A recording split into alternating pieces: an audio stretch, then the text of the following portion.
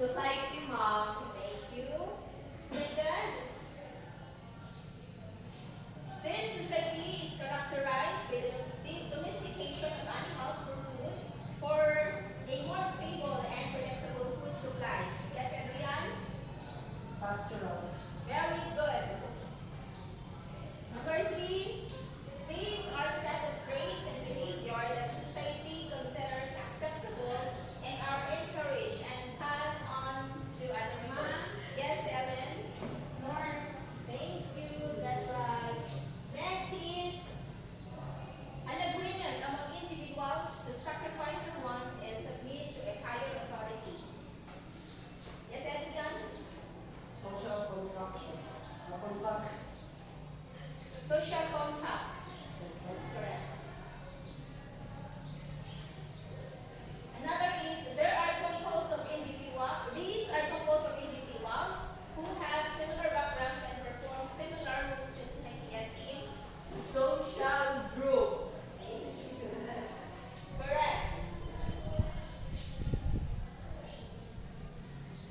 Now we have our topic is human beings towards their impending death. But before we start, can we read our learning objectives? Sabi ka na, ma'am. Yes, kamusta na? Yung na lang. To legally and traditionally defines death, to reflect on the meaning of life, to explain the meaning of one's life, to enumerate the projects of goals one wants to accomplish in life. Okay, thank you. Now, let's take time to watch a short film and share your insight after this.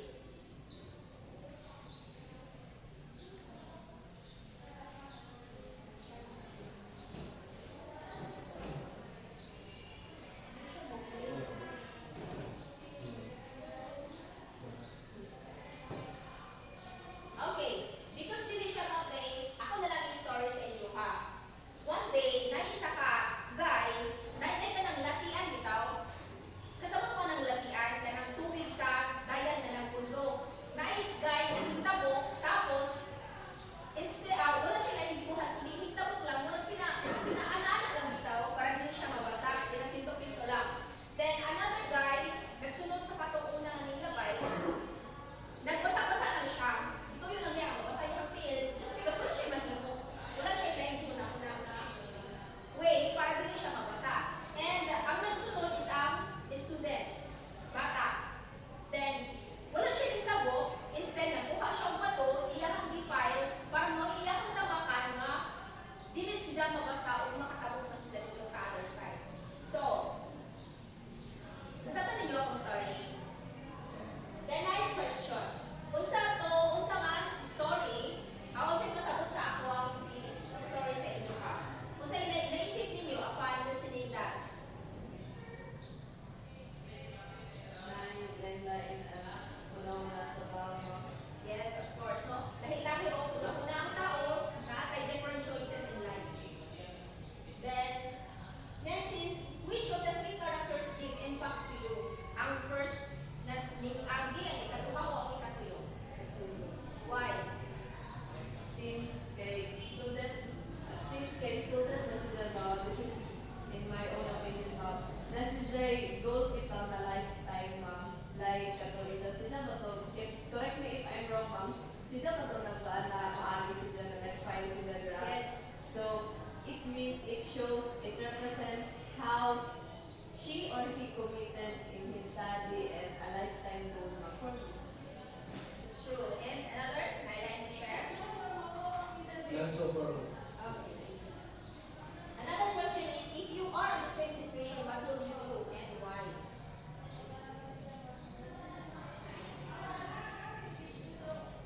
Another hand?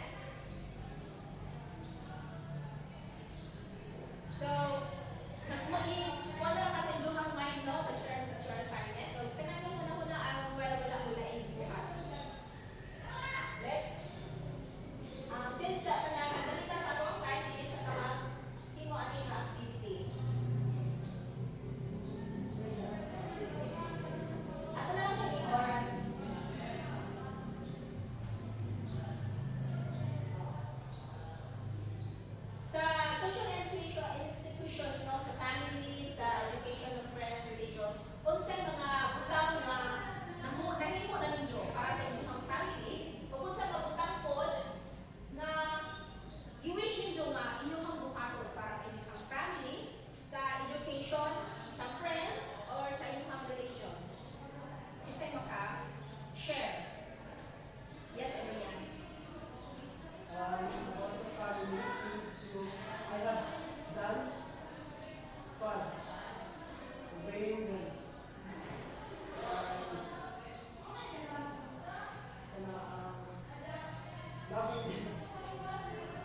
the things I wish to have done is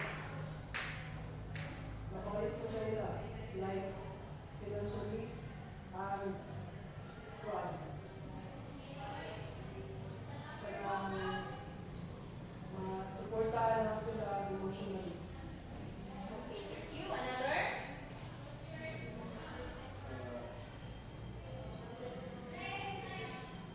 Okay. Yes, Mr. Jandi? Same as Adrian and Nat's family, things that I have done is supporting them to be para mas magligon pa ang condition ng family, and also helping my sisters and supporting my father in terms of any work na pang lagi lang. Then things I wish na gusto rin may kami o mga human is of course, first and foremost, kailangan lang kung ano sila ang makasupport sa family. Then, baka siguro. So that's right, no? So, naanapay kahit ng mga nag-isip about these things. So, okay. So, for activity 2, ito naman siya i-oral. So, kindly sumpay this one. I find life as, kung sa inyo kami dugang. Second, when it rains, sa no praise, ang inyo kami dugang ana. And my goal is to blah blah blah. And if someone gives me joy. Number 1. Yes, Jati. I find life as grace because God provides us life. So I find life as grace and gift. And sa number 2 kasi, when it rains, I love to play football on the ground together with my friends and teammates. Another who wants to share? Yes, Ms. Kim. For me, mom, I find life as a game. A game because it's so challenging that sometimes we cannot cope up with it, but sometimes we win and sometimes we lose, and it's part of our life. And in number 4, if someone gives me joy, I think that they need something for me, or there is an exchange for that. That's why it's hard to wait until I'm done. Yes, Mr. Yan. Number 4, if someone gives me joy, I will also give him joy too because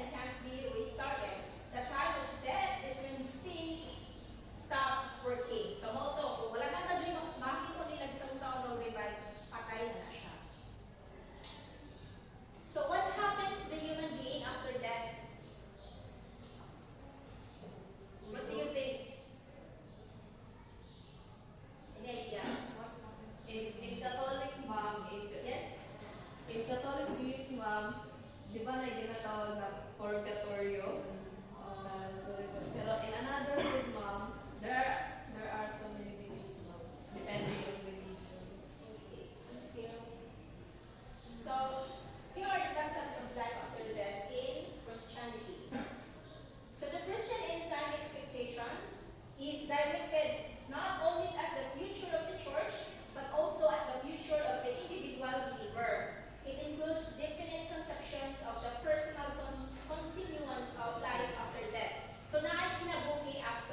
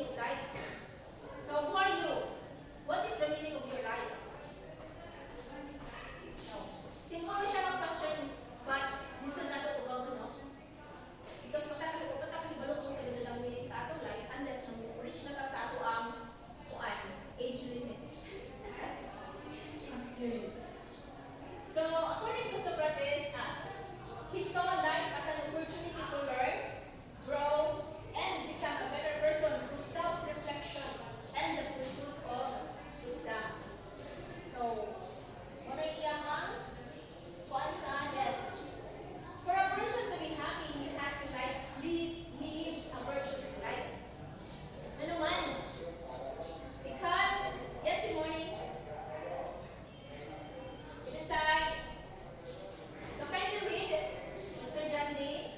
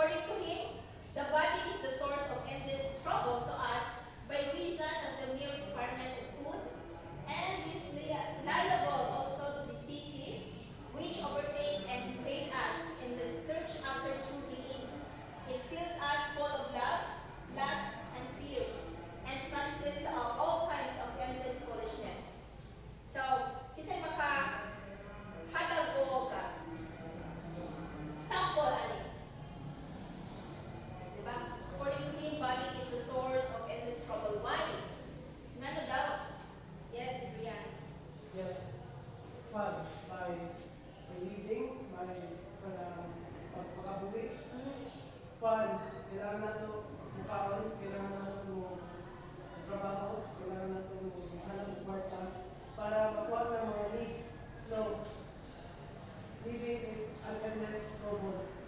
And tungkol sa endless trouble ka. And another that, kailangan natin makipot like love, lust, fears, and fancies. Then, ma-experience na nato tungkol kay nabuhay ka. Yes. Yes, thank you. So, di ba, ang body na to ang nakakat sa atong kalsod. Nag-uing ka og more money para pang sinina na to. Pagkaon, tambal sa sakit, and also, kanang mga feelings nga dapat dili na to siya ma-feel. Kay, kung dili na to siya ma-control, makasaya ta. So ano na yun? Example, when a work comes, money has to be acquired by and for the sake of the body. So, mo to siya ang explanation, no? Next is, according to Aristotle, realizing your potential kuno sa life. The meaning of life is to live a good life, fulfilling your potential as a human being by developing virtues and pursuing excellence. So, same lang ang ilang mga thought about the meaning of life. And Aristotle explained how an unmoved mover causes motion to the world and everything in it by comparing it to a beloved who moves its lover by the power of attraction. So, for example, si Adriano. Si Adrian is lazy kaayo sa classroom or tanan-tanan lazy kayo siya. But because in love si Ja, and ang iyang lover is very attentive kayo sa school. Tapos basta murag kapalantaran si Ja kumbaga. Pero pinukod na siya. Then, because of the power of love, naninilihok si Adrian. Pero ang iyang lover is wala na tingon nga. Buhat ang hiling na dapat yung mag-change. But he himself changed because of his lover. Diba? That's the power of attraction. The object of love is the cause of a change in the lover, without itself being changed. Similarly, God is the object of the aspirations to others' substances, but is not himself susceptible to change or motion. So, same sa mag-life, no?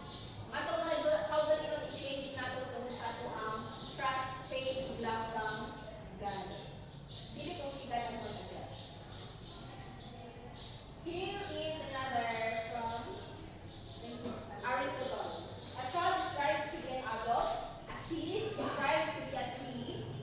It is a potentiality to be changing. Itawag na yun yung process na intelligence. Sa Greek word na si Ja, meaning is to become its essence. Change takes place in time and space. Since space and time are infinitely indivisible, Aristotle analyzed the notion of infinity. So, now, we still have time. You're going to do this activity. By pair na lang. No? Write an acrostic meaning about death. You can put words and phrases based on what you have learned from lesson or based from your own definition of death. So, please kindly take one full sheet of paper and then do this activity. I'll give you 5 minutes for this. Acrostic meaning for death. Next is write a simple reflection. So, one short sheet of paper is natin na, I think. One whole na lang. Thank you. Write a simple reflection on the legacy you want to leave behind after your death. You can use separate paper in this activity. So, here is the question. What does living a meaningful life mean to you? So, 2 groups only. Tapos pagkakaman, nyo hang i-recite niya kung saan nyo hang na-answer. So, first question, what does the living of life mean to you? What objectives do you feel you need to achieve before you can say that you have lived a meaningful life?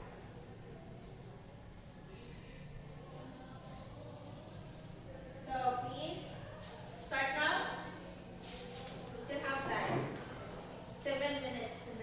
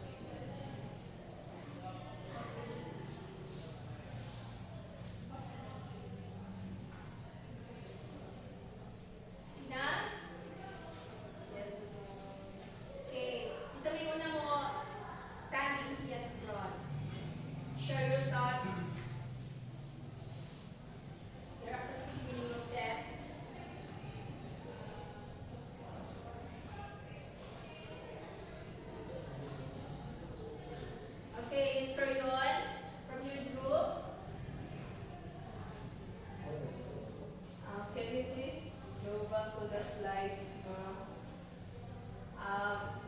in our group together with Mr. Adrian Amoncio, for us that D symbolize as David and E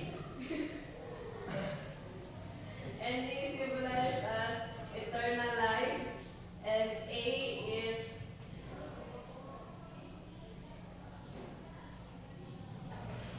affection, and T is truthfulness, and H is another hope. And to answer this question, what does living a meaningful life mean to you? Another group, are you ready?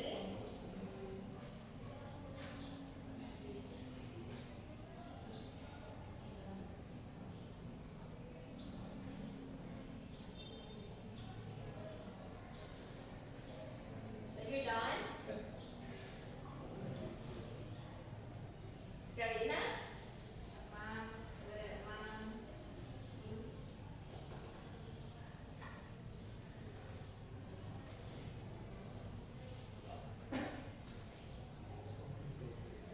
Ganun lang ang question ng Johan Tubagol. What does living a meaningful life mean to you? And what objectives do you feel you need to achieve before you can say that you have lived a meaningful life? Yes, Mr. Jandy?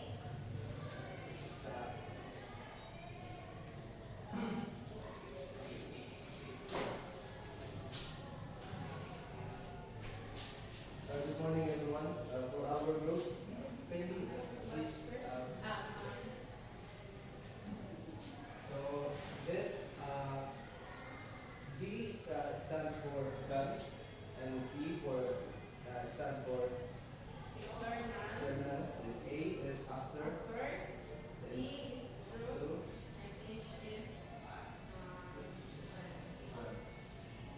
holistic. Okay, para mas parang naman tayo.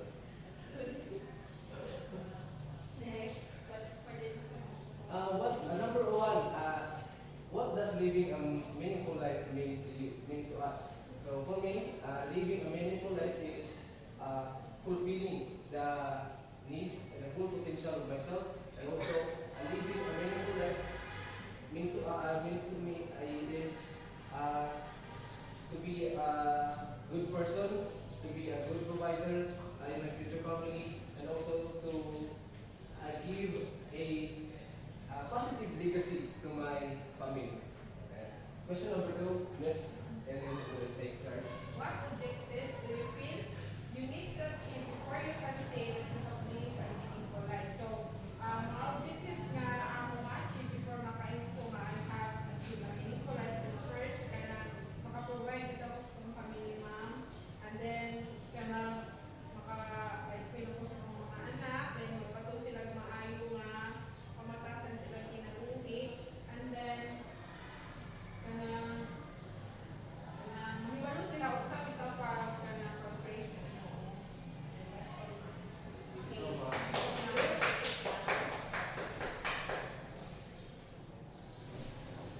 So for generalization, we must embrace the fact that death is an integral part of our life. So once we realize this, we can focus not just on the quantifiable aspect of life, the years and months that we have, the material things we own, but also on its quality. Since we cannot do everything in our lifetime, we must be able to reflect on what we need to do and identify the goals we need to achieve so we can say that we have lived a meaningful life. So since we have still 2 minutes in 1 minutes and 50 seconds, tinita na natin siya. Diba? So no? Assignment for tomorrow, kanina lang. Kindly take a picture of this. Okay. 1, 2, 3, 4, 5, 10 questions only.